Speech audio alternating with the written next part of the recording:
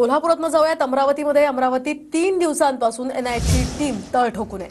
छायानगरमधील 23 वर्षीय तरुणाची आज पुन्हा चौकशी होणार आहे। तरुणाचा पाकिस्तानातील संघटनांशी संबंध असल्याचा संशय एनआयला आहे आणि सलग 3 दिवसांपासून या तरुणाची एनआयकडून चौकशी सुरू आहे। याचाच आढावा घेतलाय आमच्या प्रतिनिधींनी। भारताविरोधी कारवाई करणाऱ्या पाकिस्तानमधील एका संघटनेशी संबंध असल्याचा ठपका ठेवत अमरावतीच्या छायानगरमधील एका 23 वर्षीय तरुणाला एनआयएच्या टीमनं जे आहे ते 3 दिवसांपूर्वी चौकशीसाठी ताब्यात घेतलेलं आहे।